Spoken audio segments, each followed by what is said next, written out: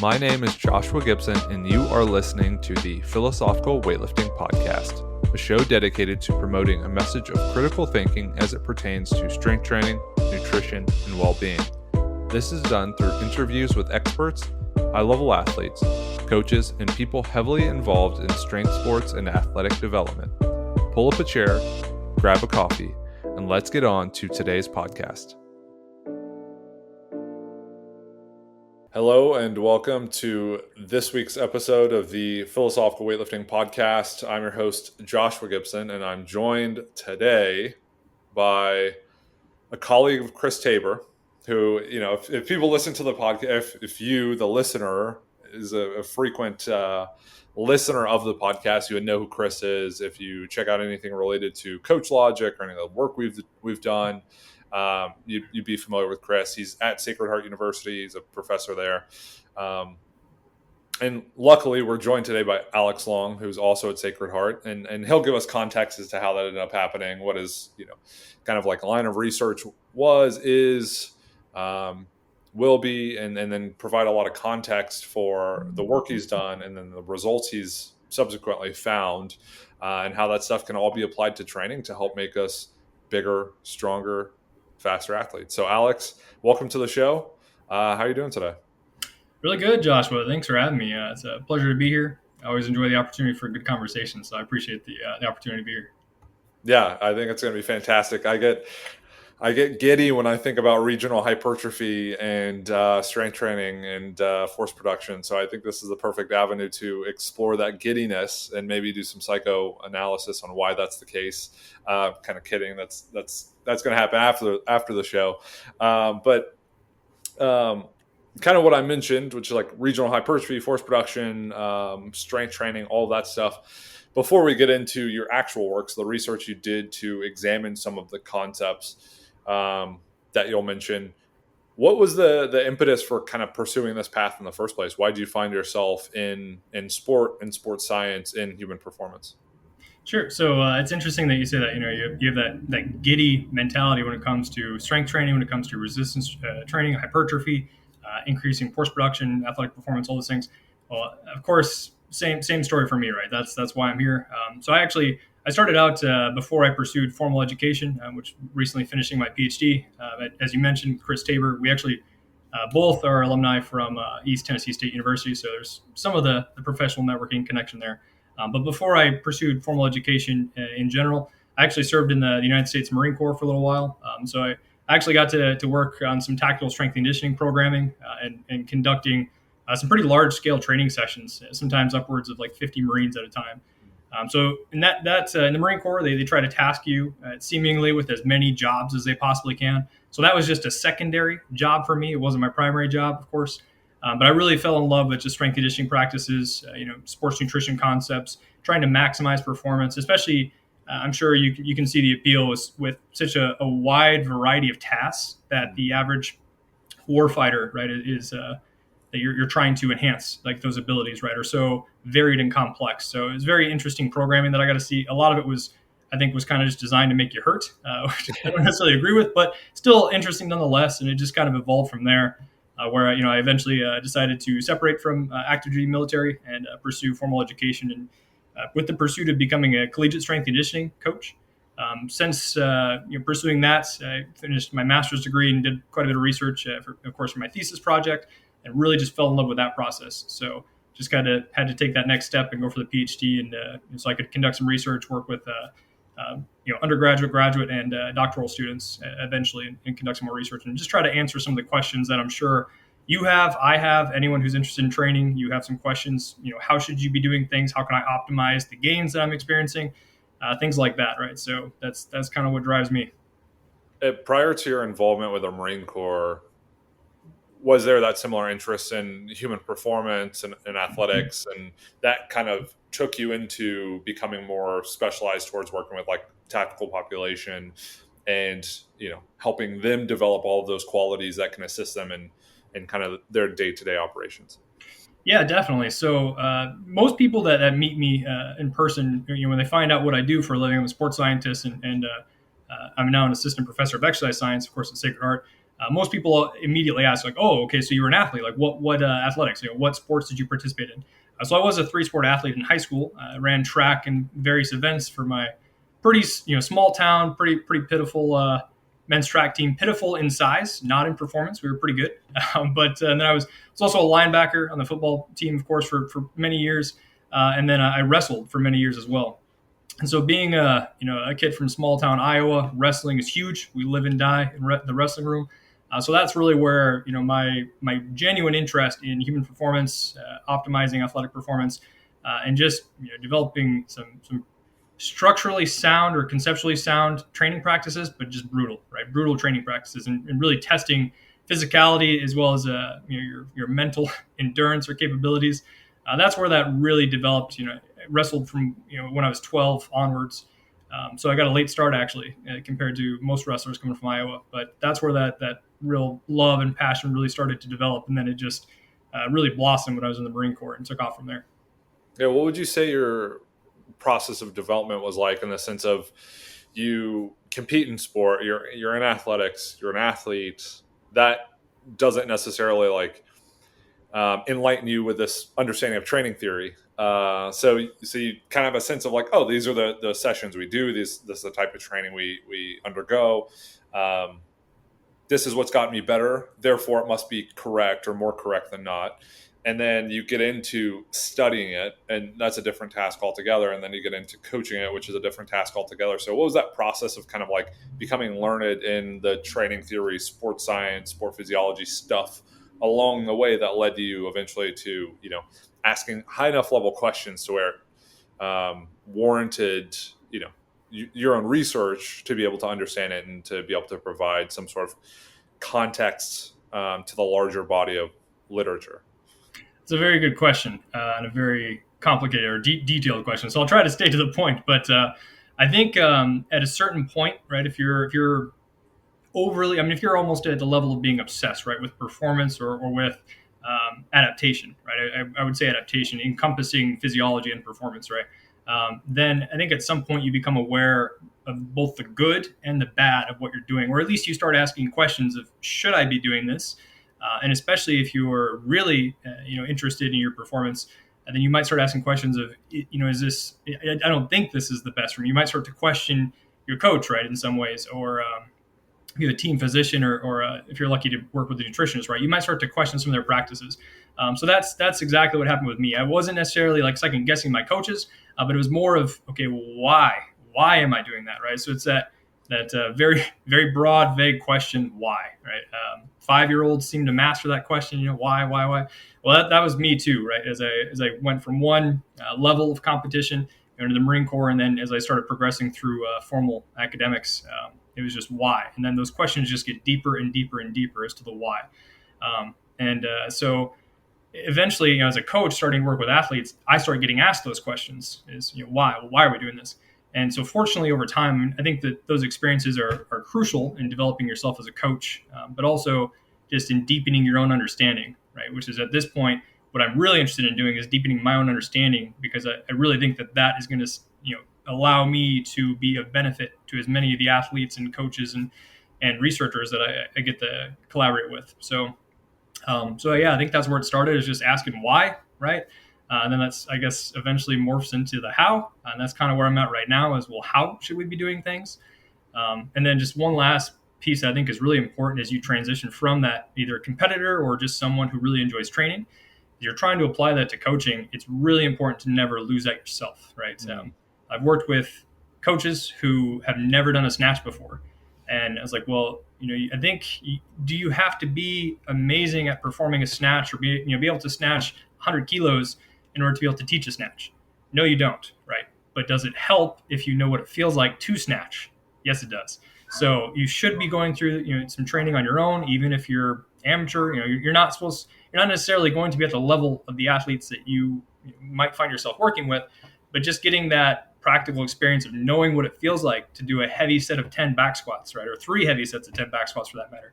You have to know what those things feel like in order to be able to coach it, because you can coach them through those difficult positions, mentally or physically, right, that they're going to find themselves in. So I think that's a really important link in this whole.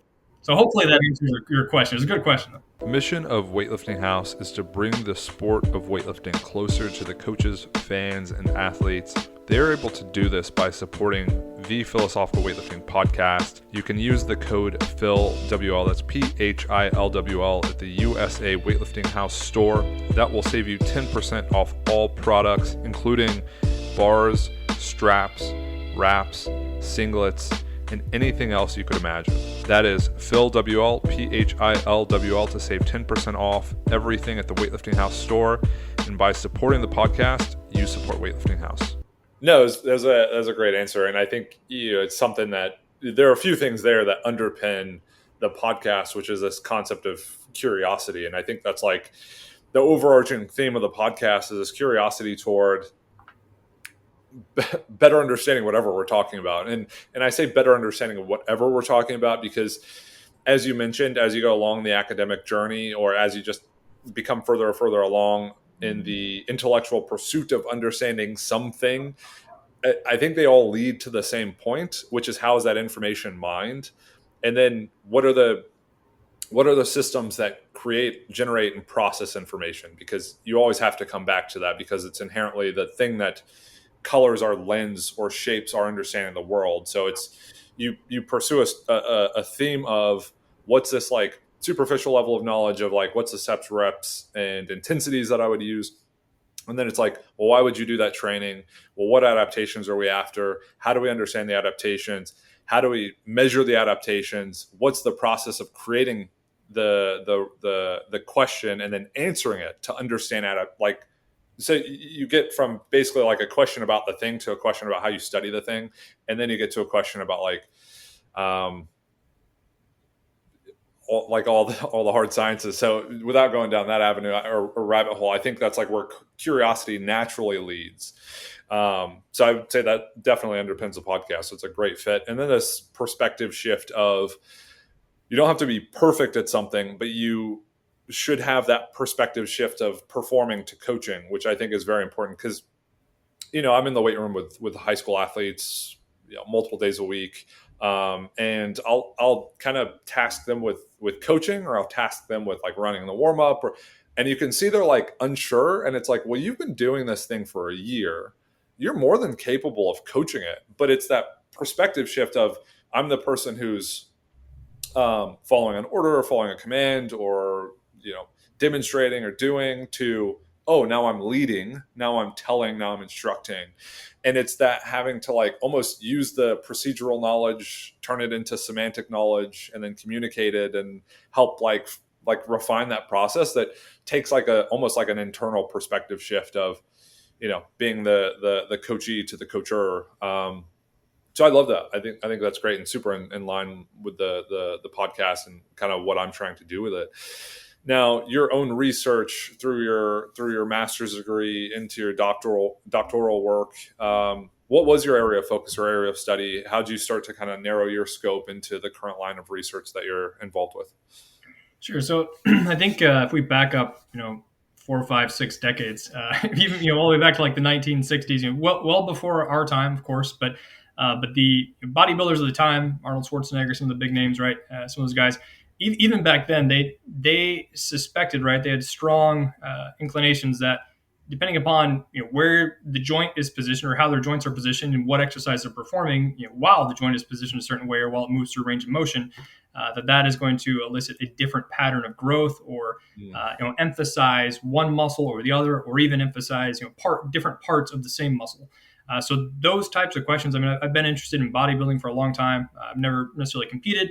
I haven't even at this point worked with any physique competitors or anything like that, other than just some personal training clients that I've had and the time that I spent working as a personal trainer.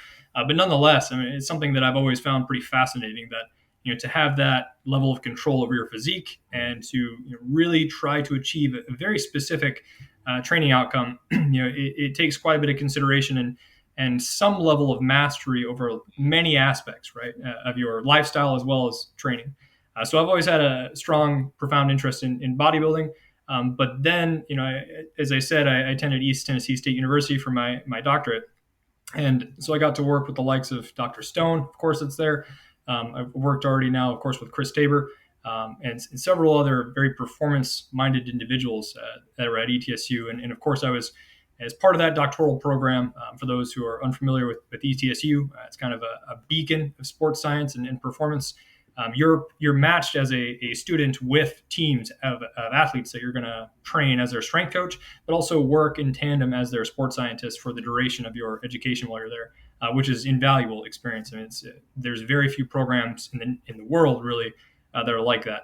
But so as you get to work more and more and more with athletes, and you really start to again ask more and more specific questions about what really, how do we optimize the performance of, like, I worked with baseball, for example. So how do I optimize the performance for a pitcher, right? And I've worked with pitchers coming back from UCL tears, and so trying to get them through every step of the rehabilitation process, working in conjunction with the athletic trainers there, and then further along their recovery process, trying to, all right, you're healed according to the doc. That's fantastic. You no real complaints or anything, contraindications that are holding you back associated with that injury, at least. Let's try to achieve peak performance. Let's get you even better than you were before.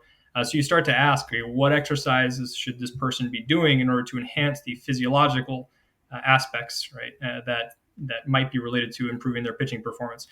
And so that's where my research line kind of really started generating more and more and becoming a little bit broader and broader, but really revolving around muscle physiology, and then even more specifically as of recently, trying to really dig into the regional hypertrophy kind of hypothesis as it currently stands. And we'll talk a little bit more specifically about that. But I think there's a good body of research now that suggests that this definitely does occur. In fact, I think the overwhelming consensus of information that we have suggests that it definitely does occur. So now it's more about mastering how do we achieve specific regional hypertrophy. And the next step in that, which I'm getting a little ahead, I'm sure, the next step in that is looking at some functional associations, right? So if we grow a certain part of the vasculateralis, for example, does that have some kind of a functional implication? And that's kind of where my research is going now. Yeah, and I'm not sure if you did some sort. I mean, I'm sure you have, and maybe this is just like a setup question. But if you've done some sort of literature review looking at when regional hypertrophy started to be suspected as something that occurs, and then when people started writing about the impact of it, and then what sort of evidence we have to either support or refute it. But do you know in the literature, like roughly when people started writing about this or started trying to understand it as a concept? Sure. And so it's interesting because there's a kind of a saying, right, that researchers or practitioners say often is that practitioners are way ahead and researchers always are struggling to catch up, right? So that's definitely what happened. As I mentioned, 1960s and 70s, Arnold Schwarzenegger was talking quite a bit about emphasizing different parts of his muscles, doing different exercises. As far as I can tell, the earliest study that I've seen so far seems to be in the late 80s. So I think it was 87, 89, right around in that time frame. There's always papers that elude me, so I'm sure I might have missed one or two there. But that seems to be the earliest formal research that I've seen, really looking at the topic, and it's a great I'd say landmark study, right, for its time, for coming out and really drawing formal research attention to the topic. But it really didn't start to gain a lot of traction until around the 2000s, right? And now, even as of more recently, the first review on the topic that I've seen came out in 2020. So we're just trying to roll with it more and more and more from there. Was that review by Kyle Travis? So Kyle Travis's was emphasizing task-specific hypertrophy. Okay. He does mention regional hypertrophy in that paper. Okay. Fantastic paper. Kyle Travis was actually at East Tennessee State right as I got there during COVID, which was great. So we really didn't get to interact too much, but I would have liked to pick his brain a little more. I've heard nothing but great things about it. He's a sharp guy. I've read the paper several times. It's, in fact, because Chris Tabor, again, as you mentioned, Chris, he's a co-author on that paper. And I've told Chris several times, not with the intention of just providing platitudes, but that is one of the best papers that I've read so far, because it fits so in line with some things that, the research interests that I have. It doesn't agree with everything, that my perspectives, essentially. There's some disagreements, but they do a really good job of highlighting many aspects related to functional outcomes, right? When it comes to trying to promote hypertrophy and the performance influences that the gains in muscle size might be associated with. But the one that I was referring to actually is Zabalita and Corta et al. It's 2020. I'm happy to, by the way, I don't know if you provide citations or links or anything at the bottom of your episodes. I guess that's something I could have asked about beforehand. But I'm happy to provide any papers or references if I do reference something if someone's interested. But Zabalita Corta et al. 2020 is where they really start to look at the inhomogeneous hypertrophy. But they looked at it, the evidence that exists currently. So they looked at research studies by conducting literature search. And then what they were interested in trying to ascertain is what is the consensus? Does this seem to happen? They weren't really trying to elucidate, are there certain exercises that promote certain regional hypertrophy? It was more of just, are there differences between different muscles, right? Maybe within the same group of muscles, like the quadriceps femoris. And then are there differences in growth within the same muscle, maybe the vastus lateralis, right? If you consider a distal and proximal region of that muscle. Yeah, and maybe it would serve us well, and you can definitely send that paper over and I'll include it. Maybe it would serve us well to kind of provide a lay of the land. So if we're thinking about this concept of regional hypertrophy and we kind of look at either the initial review done on the topic, or we look at the available research as you've synthesized it, can you explain it for us? Can you explain kind of what's been found? And then you talked about how that could potentially be divergent with some of the thoughts that Kyle Travis et al. Wrote about in the other paper. So maybe you can give us the perspective through your lens of this concept of regional hypertrophy. Sure. So I think the broadest terms, right? What we're kind of getting at by looking at the evidence, and as I mentioned, more and more evidence that's coming out as of recently, including the review by Zabalita and Corta in 2020. What we're trying to get at is that it's not just about maximizing the size of any one particular muscle, at least not if you have some athletic inclinations, right? If you're interested in trying to increase some aspect or improve some aspect of your physical performance, either in pursuit of athletic goals or recreational goals, right? It doesn't necessarily matter. But there are additional aspects associated with your skeletal muscle that are probably also important. And so, as I mentioned, just quickly, Kyle Travis and colleagues, when they wrote their paper, great paper, but they're trying to highlight many aspects that might also be worth considering when you're trying to promote hypertrophy. And they really get into a concept called preferential hypertrophy, which largely has been used to refer to fiber type specific hypertrophy, right? So are we primarily recruiting type 2 fibers or primarily recruiting type 1 fibers? And that likely has some pretty profound implications for strength power athletes, right? Which I think would be pretty obvious. The research on that is not quite as clear, but Kyle Travis and colleagues, again, do a pretty good job of giving a good overview, right, of where we're at with that. So that's what I mean when they differ a little bit in terms of just the regional hypertrophy that I'm interested in studying.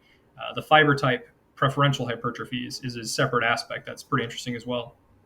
But with the regional hypertrophy, where that would diverge just in terms of definition, I suppose, and this is something that I have highlighted already and that I'll try to highlight more formally here in a paper pretty soon that we're working on, is that right now we really don't have good universal terminology for this. As you stated, and as I think maybe even the title of this episode is regional hypertrophy, right? So that is the term that I'm using, and I'm trying to be very standard with that so that we maybe can cut through some of the convolution or at least reduce it a little bit.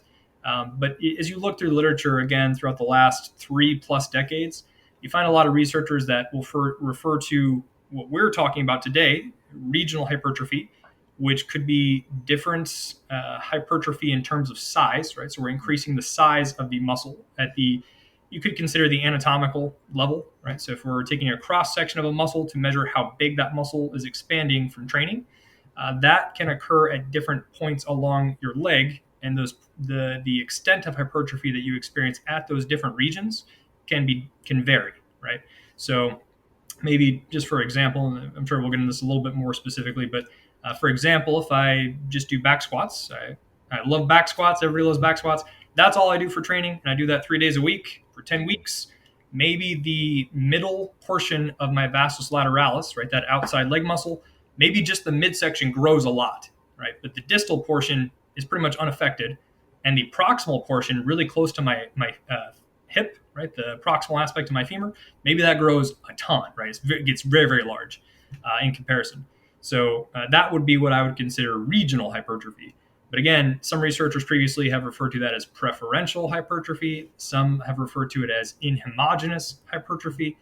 So I think it's important that we can agree, hopefully, as researchers on one term in particular, and then if we need to, we can subcategorize, right, the pattern of growth that we're seeing to clarify even further what we're talking about. So one last aspect that I'll mention when we talk about regional hypertrophy. So I've given the example of one muscle, the vastus lateralis, and along the muscle length, the muscle belly expands because it's growing, right, at different rates at different points along that muscle length. Well, there's also pretty good evidence that within a group of muscles, like the quadriceps femoris, for example, so all four heads of your quadriceps muscle, that one head can grow more than another head when you perform one exercise, right? So a leg extension, for example, that might grow the vastus lateralis more than the rectus femoris, for example, right? Something like that. So there's disparities in growth within a muscle, as well as between different muscles that act similarly during an exercise. Yeah, I would. This is kind of just a thought of mine. As you mentioned it, inhomogeneous hypertrophy almost to me sounds a little redundant. I don't know. Is there such a thing? Would you say there's such a thing as homogeneous hypertrophy? Is that kind of like more of a theoretical concept of like you train a muscle and it grows in a homogeneous fashion? Because I couldn't imagine a case, and maybe this is just me assuming, where that would actually happen. It's a really good question, and let me not to get too much on a tangent, but let me provide a quick example of something that someone has told me before. I once had a biomechanical professor who told me that he didn't understand why in the gym he would see people doing a bench press, and then they would go to a pec deck, right, like a fly machine, and do flies, and then they would go and do push-ups. It's like you're working the pec in all three of those exercises. You're performing to some extent, right?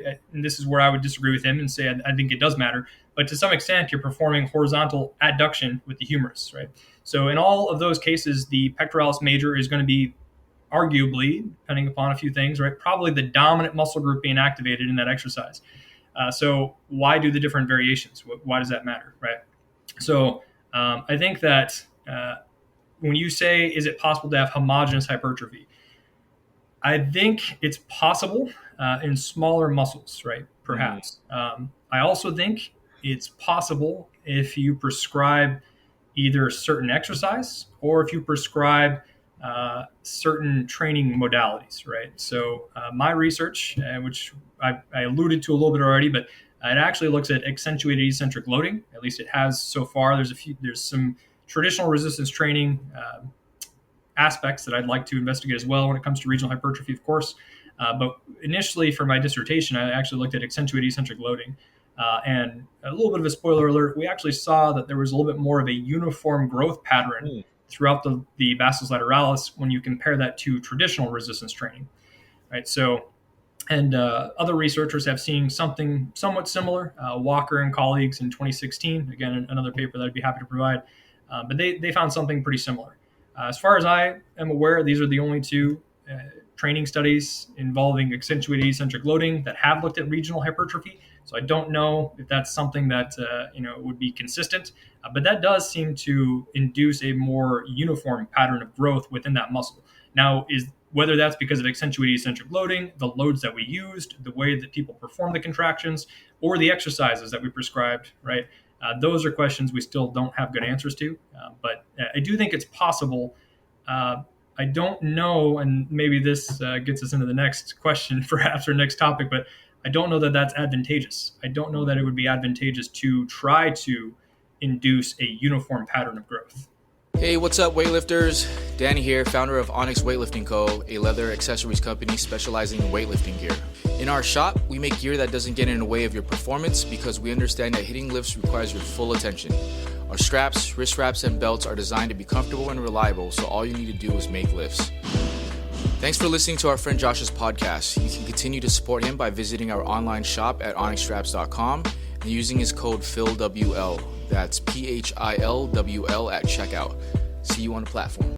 Yeah, and I think something else that comes to mind when you talk about this is using different, kind of as you mentioned, actually, is using different exercises, not necessarily solely to target.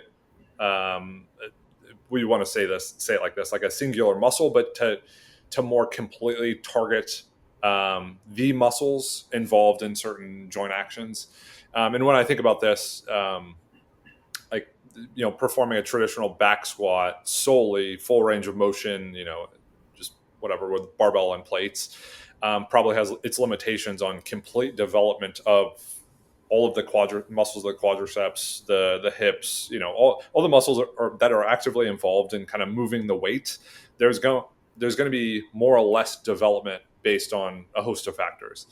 So using multiple exercises can provide like more of a quote unquote complete stimulus to, I guess, provide some bolstering to the muscles that maybe aren't targeted as well during like more traditional movements. So maybe you do a traditional back squat, a hack squat, a leg extension to develop the muscles of the front of the thigh a little bit more completely. And this is kind of getting to the question you just mentioned: is there a beneficial effect beyond the aesthetics of having more of a complete approach to hypertrophy training beyond, just kind of more completely or fully developing someone's physique? Are there like functional effects of that?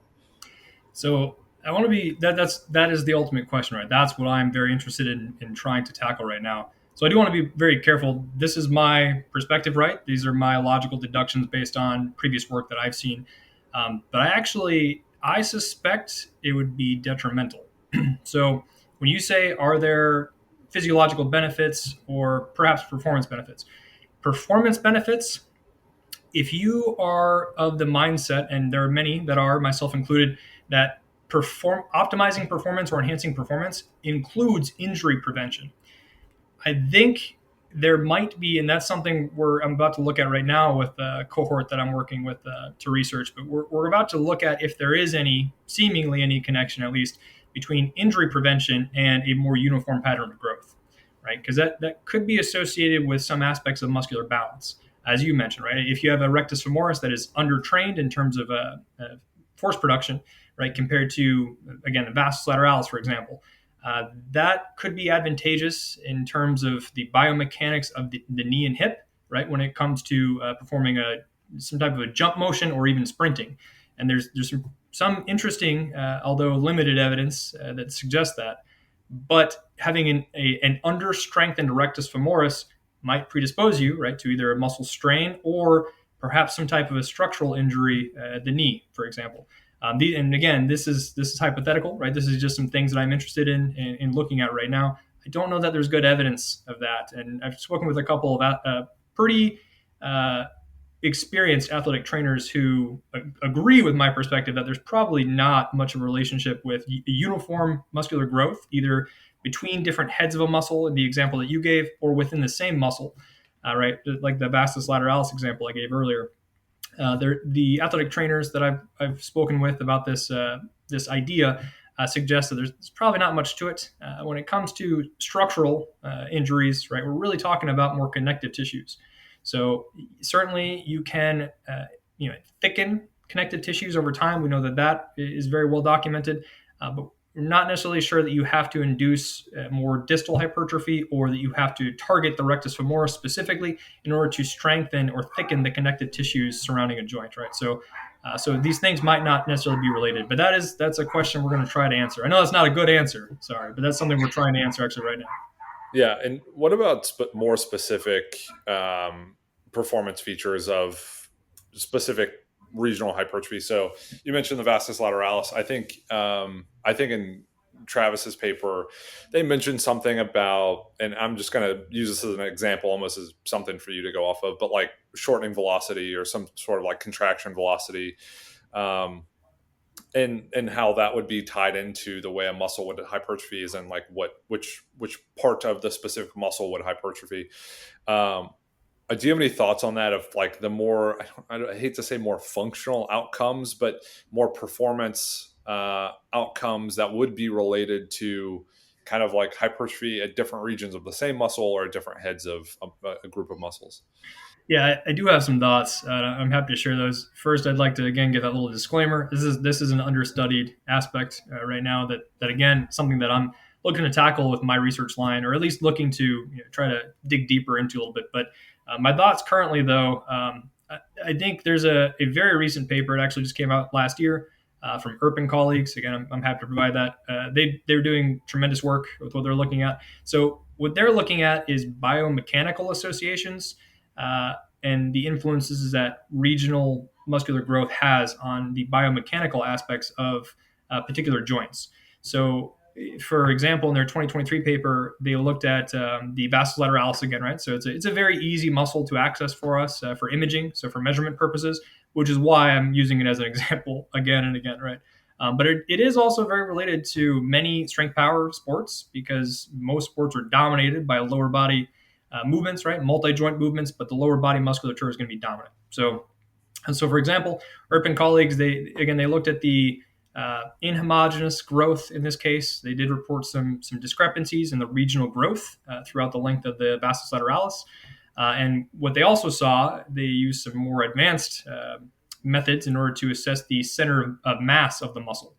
So essentially, where are you distributing, right, the center of the muscle mass, right? And that, of course, is going to, you would expect, at least logically, could change if you're changing the distribution of the mass about the length of the muscle. So the Earp and colleagues, again, they found that if distal growth occurs, so if we have more muscle mass that we're adding towards the knee on your quad versus towards the hip, then that is going to cause a distal shift in the center of mass, or at least it could, right? If the growth is substantial. So if you have a distal shift in the center of mass of a muscle, that is going to affect the moment of inertia of that limb. So the moment of inertia, and I'm not going to go into a deep physics conversation here, but the moment of inertia is going to be associated with how much force it takes to move that mass, right? To move your limb, to swing that limb at the hip joint. So if we have, again, a distal shift in center of mass, we actually need more force now in order to move our thigh. So if we translate that to jumping or sprinting, if we want to move our thigh faster, right, higher velocities, higher angular velocities at the hip, then we need to produce more force to achieve a higher velocity. So, and again, in this case, I would say functionally, it's probably not advantageous to promote uniform growth because we're not promoting favorable changes in muscle center of mass and moment of inertia. But we also would not want to promote more distal growth in this case.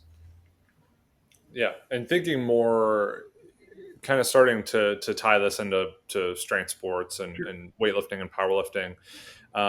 Has there been any work done? I mean, you're kind of going on about like limited evidence and speculating, piecing together, bits and pieces. Has there been any work done looking at more like strength sports with regards to this, or anything you've come across or seen, or anything you can kind of contextualize with what's available and apply? Sure. So one of the more recent examples was Zabalita Corta again. So the same, it wasn't the exact same cohort, but at least the same primary author that published the 2020 review, again, the inhomogeneous muscle growth looking at regional hypertrophy. Again, they were just a literature review trying to see what the body of evidence kind of says as far as whether or not this phenomenon occurs. They, in 2021, published actually a randomized controlled trial as well. That was pretty interesting. So they looked at regional hypertrophy again, and they looked at strength. This is a paper, again, I'm happy to share, but it did seem to suggest that squats, right, were associated with greater improvements in strength. And I believe, I might be incorrect on this, but I believe they looked at a leg press, right? So they did see that there was greater strength there. One of the challenges here, though, for us, and if I'm not mistaken, again, Kyle Travis and colleagues talked about this in their paper, emphasizing task-specific hypertrophy. But if I prescribe someone leg extension, right? So all you're going to do, you come in 3 days a week, every other day, you're going to do leg extensions for 10 weeks. And in the other group, I prescribe squats. All they do, they come in 3 days a week, they do squats.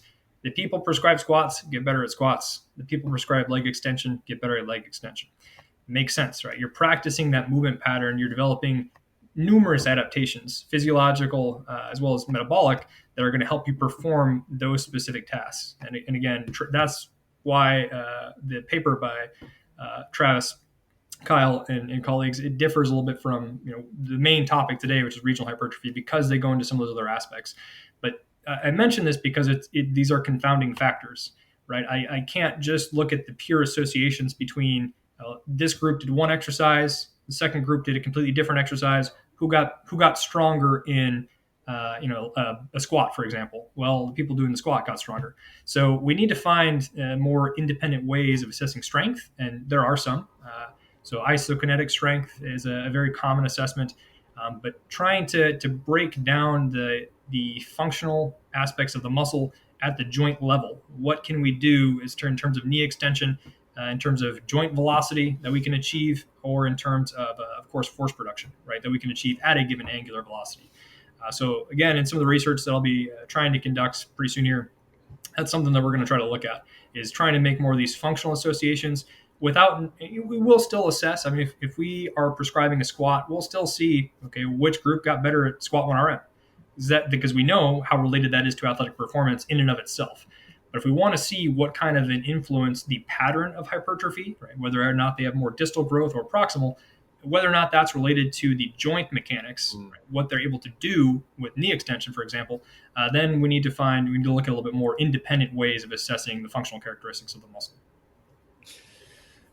So if we imagine a world in which we think about kind of like long ranges of motion, complete muscular development, using kind of like different positions, different implements, and we're thinking like, how can we holistically develop a muscular physique in a way that's going to be beneficial to performance? So with weightlifting, it's developing the hip extensors, the knee extensors, the muscles of the back.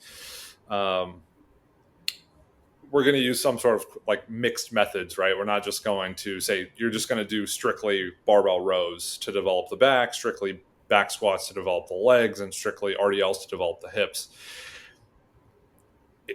Is there any usefulness, or how would you think about kind of stepping outside of the traditional box of exercises used to add muscle, or to change or influence how that muscle is distributed? I don't even know if that would be a thought, but how would you go about exercise selection with this in mind, if there is an effect or a beneficial effect, to add, I think ultimately what we're talking about is a marginal increase or marginal change, to go about promoting a marginal change or marginal increase, or is it something not really worth considering right now until more evidence comes out?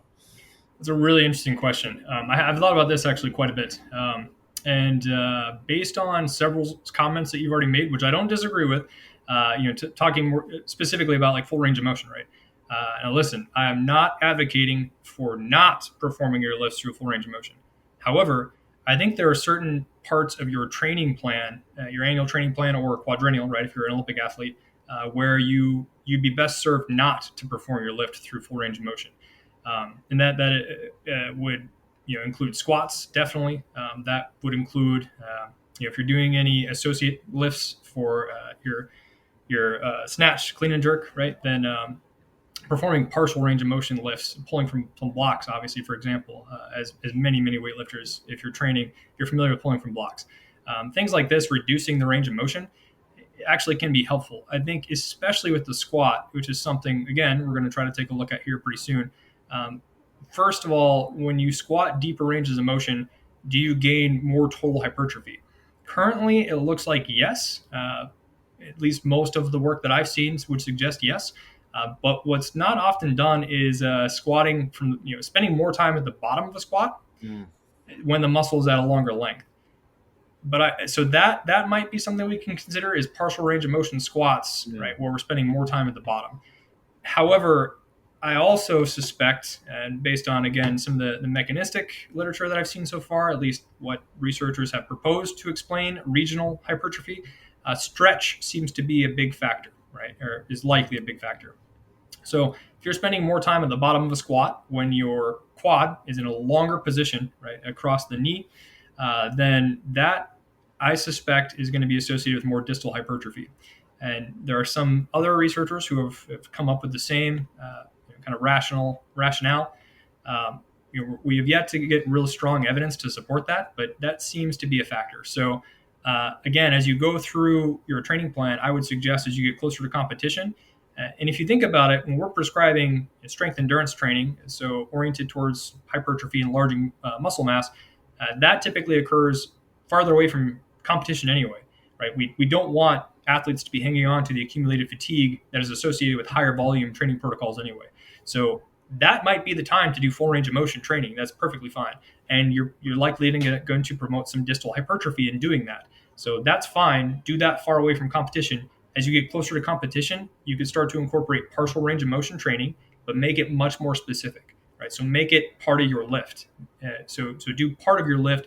Don't necessarily worry about doing the full lift, the full snatch every time you snatch. And that is a common recommendation actually that's being promoted right now. Is there's no need necessarily for most of your training to be doing full lifts. Now, that obviously is going to be directed towards more developed, right, more experienced and advanced athletes. If you're in your first year of weightlifting training, then technique work is going to be crucial for you. So certainly you can practice the full lifts there. I'm talking about more advanced athletes using a working load, right, performing full lifts multiple times a week. That just seems excessive, and at this point, I think most would agree unnecessary. But if you're trying to promote regional hypertrophy, doing partial range of motion lifts, you're probably still going to get the hypertrophy where you need it, right? And maybe minimize some of the less advantageous muscular growth like distal hypertrophy, which we've talked about a little bit already. Express the passion that defines you. At Virus, we understand that when it comes to performance, the slightest edge can mean the difference between winning and losing. Each product is designed and tested with performance in mind. This principle inspired the technology that is infused into our apparel. Built with the intention to move with you and work for you, we create tools meant to help express the passion that defines you. The future of technology-driven apparel. Improve performance, prevent fatigue, recover faster, and go further. Virus is a proud sponsor of Josh Gibson and the Philosophical Weightlifting Podcast. Use code PHILWL for 10% off at checkout. That's PHILWL, PHILWL for 10% off.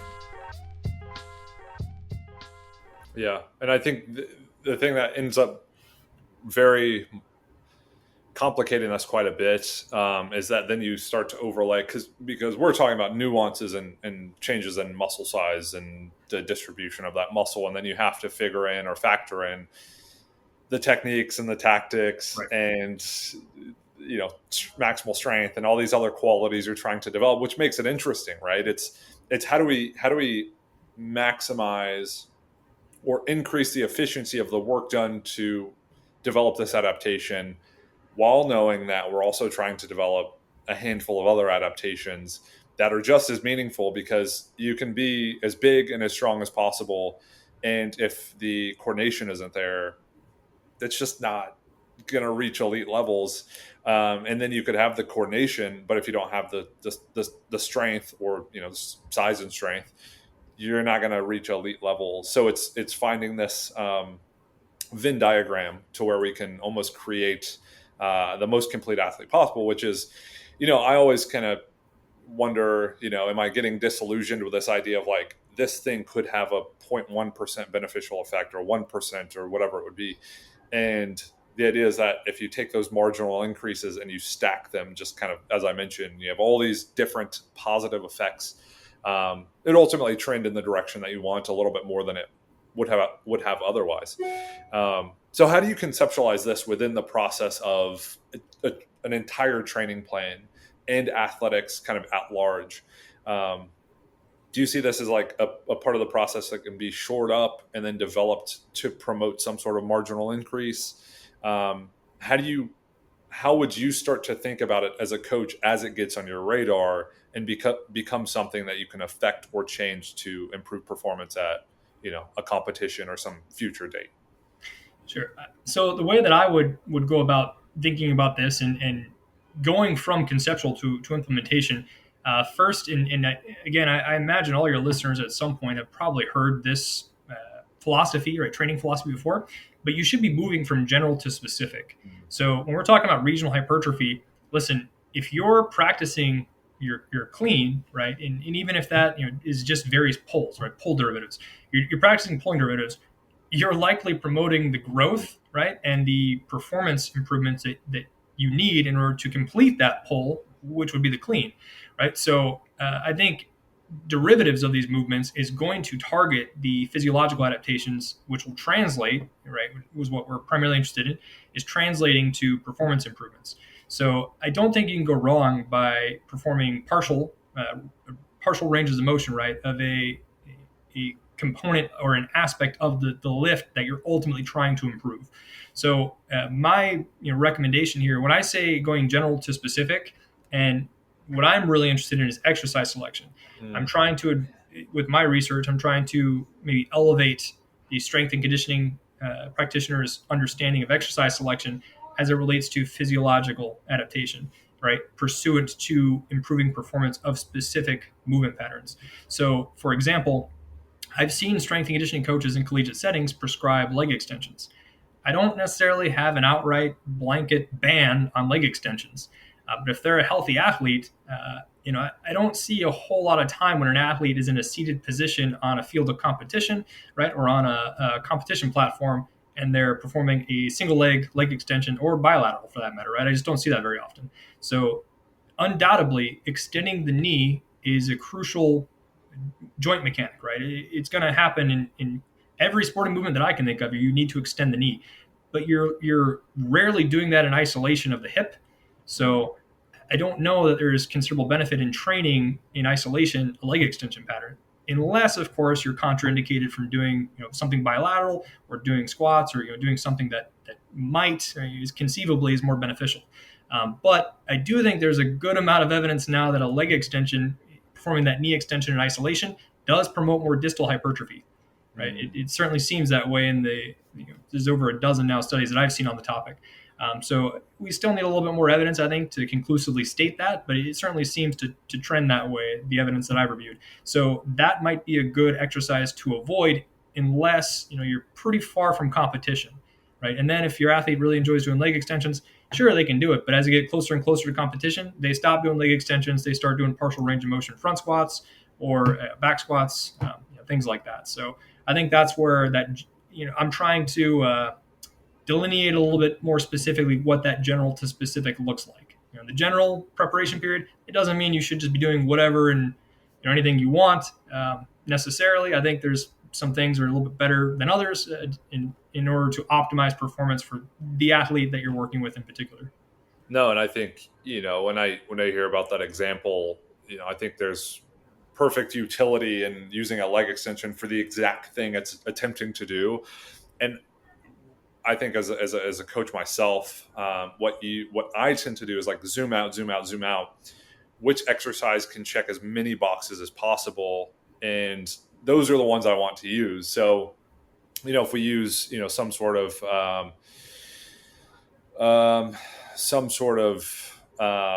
squat where the legs tend to be emphasized a bit more. So I'm thinking of some sort of pause front squat or tempo front squat or something. It's like we're doing that not just because we're going to develop the size of the legs, but we're developing posture, we're developing force production. So it's like when we're in a general prep block, I think we have a more enhanced ability to check those boxes than we do in a comp prep block, because when you're in a competition preparation block, you have to peak performance in a very specific lift at a very specific date.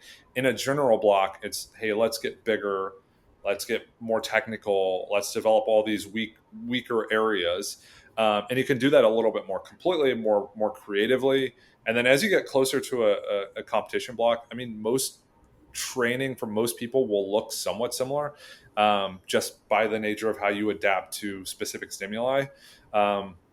So I think, kind of to your point, it's not, throw the baby out with the bathwater and say we're general, so we're going to do the most general thing and use exercises that target the exact adaptation we want to improve. It's more so like which exercises can make you more technically proficient, get you bigger, get you like I want to test and trial a lot of exercises that have a lot of utility, and treat this almost as the most creative block possible, knowing that like when we get to competition, it's more predictable, more patterned, and we're looking for a very specific outcome. So I'd be in agreement with you. If people are interested in contributing to the work, having a conversation with you about it, keeping their finger on the pulse of what's going on, where can they find you? Where can they reach out? Where can they read your work? So currently, I'm not a big social media guy myself, which is much to my detriment as a professional, right? Getting my start here at Sacred Heart, but certainly my email address. Shoot me an email if you're interested in collaborating on some of the research projects. I don't know if you want to include that. If there's a caption or anything, you certainly include my email. Welcome to anything except for spam, of course. Don't do that. But no, certainly. With my students too, I'd like to hope that I have the growing reputation, at least, of someone who will take the time and have those conversations like this, because genuinely I'm passionate about it, right? And there's exactly why I'm spending the hundreds and hundreds of hours of time to try to conduct the research. It's a lot of effort, a lot of work, but it's very rewarding, right, when you hopefully get towards answering some of these questions. Like I mentioned to you, Joshua, before we started, it's tough, right? Because there's limited evidence, right, for some of these things right now. Some of it just comes down to how difficult it is to study some of these physiological aspects, right, as well as to draw straight, direct connections with functional implications and performance. So certainly things that we're interested in looking at in the future. But I'm always happy to sit down, have the conversation, and talk about things that we're interested in, and that's how we generate good questions anyway for research. So yeah, people can reach out. I will ResearchGate though. I guess I do have a profile on ResearchGate. If you want to look out for that, it's just Alex Long. You can see I'm an assistant professor at Sacred Heart University. You'll see my research interest. We try to post as soon as things are accepted and approved when we are working on publishing. As soon as we can, as soon as we were given the green light, we do try to make those things open access and freely available on ResearchGate when possible. So you can see some of the work I've done previously, a lot of research posters that I think are pretty interesting, some surrounding this topic. But there's a few studies that will be coming out hopefully pretty soon here that we're wrapping up. So look out for those. And yeah, otherwise, again, I appreciate the conversation, Joshua. And unless you have any other last questions. I know that Chris, every time I talk to Chris on the phone, he's like, I have this money to give to students. I need to get students here. We have so much money and with so many opportunities. Are you currently taking on students? I don't know if you have a role where you're trying to not recruit, but provide opportunity for potential sports scientists, strength and conditioning professionals, people who are interested in furthering their professional academic career. Do you have any spots open at Sacred Heart? Yeah, we do actually. Thank you very much for mentioning that. Chris never would have let me live it down if I wouldn't have brought that up. So yes, we're always trying to promote our program, and that's because we believe that what we're doing in trying to develop and mentor young sports scientists, young strength and conditioning professionals, we believe so highly in that what we're doing is efficacious and it's beneficial, right? Not just for the students that we're working with, but also for the field. So we definitely do. We have 2 open spots right now for master's sports science. You would be strength conditioning oriented. So we kind of have 2 different tracks for our master's program here. And they do collaborate quite a bit, but they end up taking on different roles in terms of internship versus a thesis route. So if you're more interested or inclined to strength and conditioning, we have 2 spots open for that right now. They are both paid. So I believe it's half tuition is what you'd be looking at. So you end up paying half the tuition price for a 2-year program. That's pretty nice. And then we place you with, I believe the 2 spots we have right now are both in a high school, right? So you'd be working as a high school strength coach. Now, one of the gripes that I've heard over the years working as a collegiate strength coach is there's D1 versus NAIA, things like that. I can tell you right now, any strength conditioning experience is going to be better than none when you try to apply for a position. Even if you're trying to get an internship at a bigger program, you have to have some experience. So we have 2 positions for strength conditioning coaches at high schools, and then we currently have 2 open graduate assistant research positions for those individuals that might be interested more in the sports science aspects of things. And again, you're working with us. We work with teams here at Sacred Heart and a few teams beyond Sacred Heart that are pretty successful programs as well. We're doing ongoing data collection with and analysis with those programs.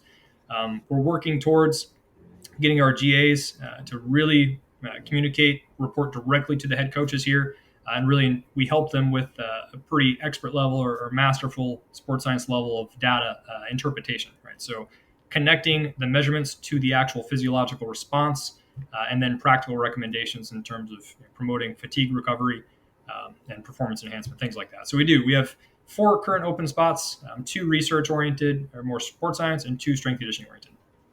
Awesome. And if people are interested in following me and keeping up with the work I do, you can go to Josh_Phil WL. It's PHILWL on Instagram. Philosophical Weightlifting everywhere else. Teammated.com, Coachlogik.com, and it was a fantastic episode. It was a ton of fun to chat about regional hypertrophy. Hopefully everyone listening learned a ton, as I know I did. And we will catch you all next week on another episode of the Philosophical Weightlifting Podcast.